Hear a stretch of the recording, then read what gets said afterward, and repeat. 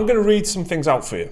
God of War is one of the best games of the generation. God of War is a superb game. It's the journey of a lifetime. It's been worth the wait. The best God of War game in a decade. The best God of War game ever. The answer to your gaming prayers. They are all quotes. They're actual headlines from reviews for Sony's newest installment of the God of War series, simply titled God of War, totally not confusingly. Actually, on Metacritic, when you have a look at Metacritic, it says also available on PS2, because that's where the original God of War was. Let me just get that out of the way first. I don't like this. There already is a game called God of War. There already is a game called Doom. Anyway, that's not what this video is about. This is a happy video. So God of War is out on PS4 on April the 20th. It currently has a 94 on Metacritic based on 75 critics. That's a very high score. They are impressive numbers, because the more critics, the less chance that it'll have those high reviews, those high scores. God of Score, Possibly. If you want to do that, you can do it. That actually makes it the highest rated game of the year so far. Celeste, which is a multi-platform indie game, that also has 94 on the Xbox One specifically, but that is based on just 9 critics, right? So it's not the same thing, because God of War's been reviewed by newspapers and stuff who use a 5-star system. So if you give a game a 4-star, that's a good review. But that's 80. That comes across as 80 on Metacritic. Yeah. So it kind of has a big effect based on how many critics has actually reviewed it. Were you expecting such high scores for this? I've got to say I wasn't. I'm a bit taken aback by it. It's unexpected. Looking at the footage and everything going in before the reviews landed, it looked like a solid game. I wasn't expecting everybody across the board to be in love with this game, because that's what comes across, right? You said the word solid there, and that's what I was expecting. Yeah. I was expecting a strong Horizon Zero Dawn level response, 86, 87 kind of on Metacritic, just that kind of, it's really good, it's a great game, maybe even game of the year, but not this kind of, something you'd see for a Zelda game or something like that, where they're just kind of really singing its praises. So this video is going to be us discussing the critical reaction to the game. This isn't our review, just pointing that out. Yeah, full disclosure, we didn't get a copy. Yeah, well, not yet. Anyway, so I'll more on that later on. But this is going to be a critical reaction, because I think it's such a big news story for a game to land like this and just make such a big splash, and we got to discuss it. So I guess we should read some review quotes out for you. So IGN, in their 10 out of 10 review, they said God of War is a masterful composition of exceptional interlocking parts, deliberate in its design and its foreshadowing, which pays off in unexpected ways in both the gameplay and the story. Next up, VG247 don't give a score for their reviews, if I'm right, and they called it one of the best games of the generation, and they said God of War has grown up. It is violent, but it's not excessive. It is angry, but there's something to contrast it against. This isn't only the best God of War game, it's one of the best games of the current generation. There is a lot of that. There's a lot of that on the internet. Eurogamer, they don't give a score either. They say they give it the recommended badge. So that is what they do. They give it kind of badges. They didn't go for essential, which is, I think, their top, like, you have to top buy tier. This. They went for recommended. And they said the latest technology and astonishing craft and artistry are employed to deliver a game of extremely simple pleasures, a wash of new pseudo ideas that cannot hide the fact that the basics remain unfixed because they were not broken. And I think you'll notice from that sentence, that's a particularly articulate and eloquent sentence. A lot of nice words in there. There's a lot of that as well. Yeah. There's something about this game that's drawn out some really poetic people, quite borderline pretentious sentences. It's really inspired these reviewers to whip out their best words in that. Yeah, a lot of puns as well, apparently. Yeah. Polygon with 10 out of 10. They said, quote, some diehard fans may fear this isn't really God of War. I suppose they're right. It's even better. There you go. Motherboard said God of War is better than it's ever been, that the PS4 exclusive is everything we didn't know we wanted. The site's Matthew Galt says, I feel like Sony is taking a Nintendo-style approach to their flagship games and only releasing them when they're polished to perfection. I should point out as well that they did do a separate piece, actually, Motherboard, specifically about the game's loot. Now, not loot box, not paid loot, nothing like that. Just the actual use of loot, like getting better slightly better weapons, incrementally increasing items and stuff. And they're just saying they don't need that. Why has games suddenly picked this up? I've noticed that myself as well. It was in Shadow of War that I felt that it was really didn't need to be there. I didn't enjoy it. So they're saying that is in this game. And other than that, they say it's basically a perfect game. That's their words. So next up, GameSpot opted for 9 out of 10, which isn't quite as, it's not 10 out of 10, but it's still a very, very, very, very, very good score. Let's put it that way. They summed it up like this. It's a spectacular action game with epic set pieces, big budget production values, and hard-hitting combat that grows more feverish and impressive as you progress. What may surprise you is how mature the storytelling has become, which Again, a lot of nice words. This could all come from one review. I think all the way that these are written is, they seem to really enjoy it. These reviewers. And one kind of tweet that caught my eye this morning was from Jeff Kanata, who's a podcaster and like industry. Just a bit of an industry figure.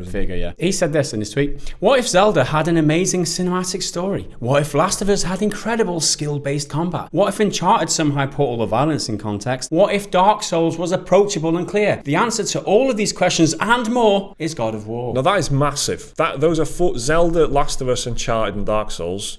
I mean, that's a good tweet. It's a lot of people's favourite games there. And, he's saying, what if your favourite game was better in this way? What if your favourite game was better in that way? Very well-crafted tweet, that. It's a very nice Good tweet. job, Jeff. But yeah, he's saying some big things there. And I guess the essence of what he's saying is pretty clear, isn't it? Like a lot of these games are really great, like all-timers.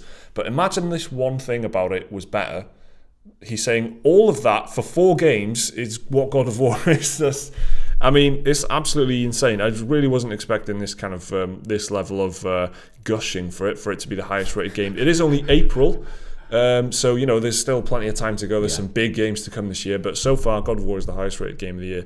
A few notes that I picked up and I've read a lot of reviews, and like I said, 75 critics registered on Metacritic.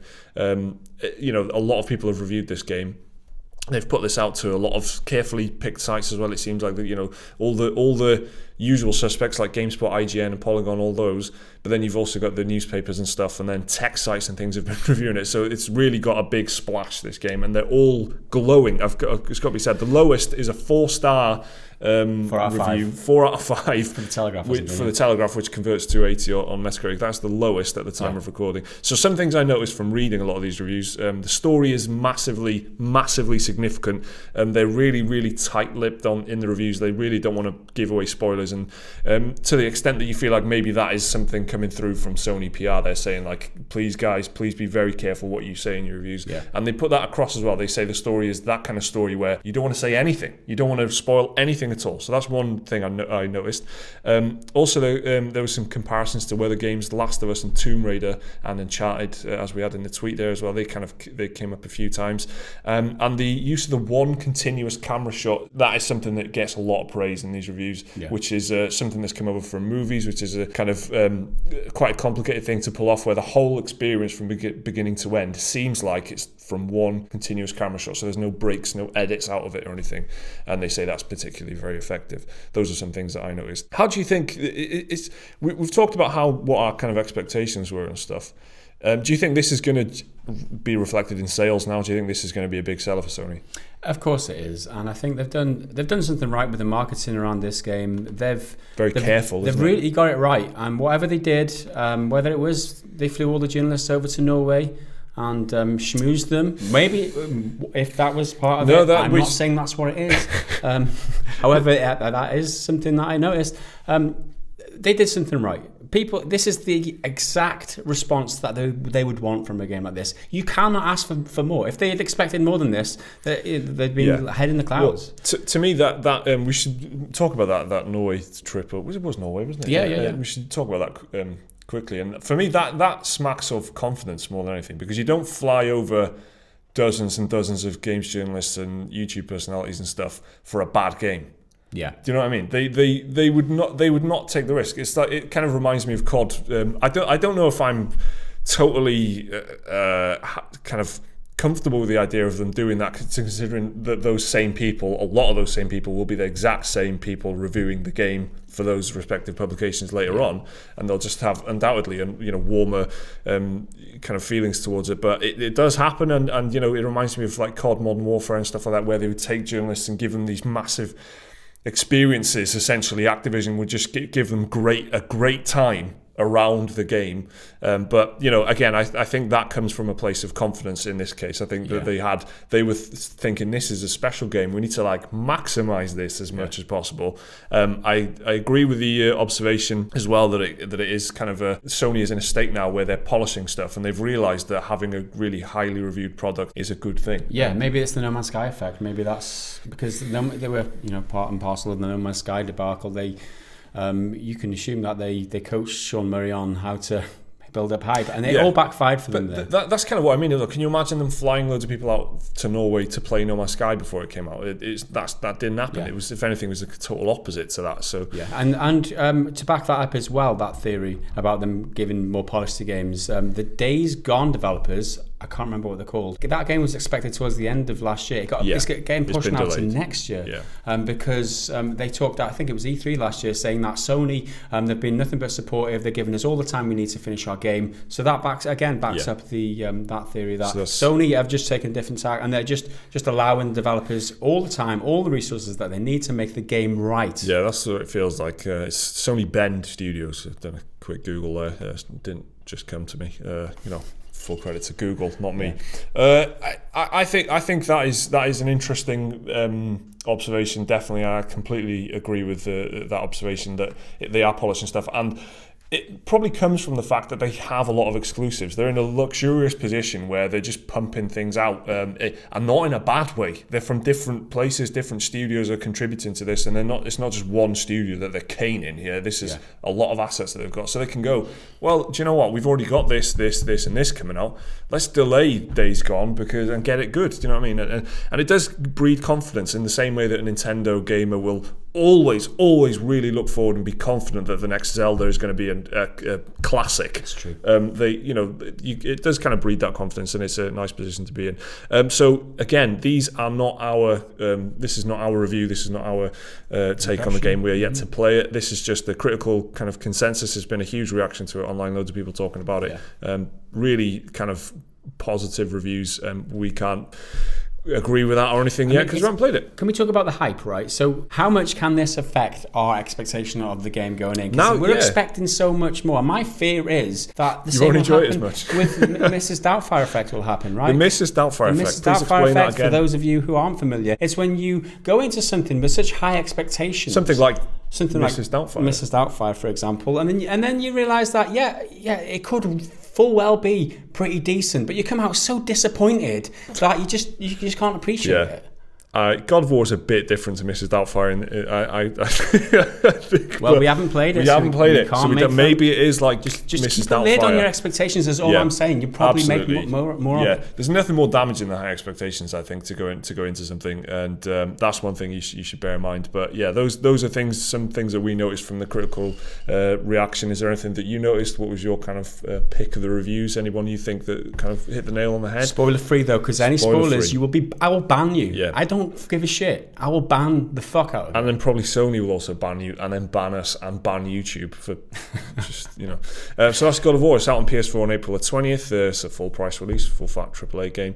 We'll hopefully have our hands on the game before the release date, so we can tell you how we feel about it and do a stream and all that sort of thing. Let us know your thoughts down in the comments below. Remember to like and subscribe if you enjoyed. There should be another video on your screens right now, and a link to Patreon if you want to support the channel. Thanks for watching. We'll see you next time. On our journey, we will be attacked by all manner of creature. To be effective in combat, a warrior must not feel for his enemy. Close your heart to their desperation.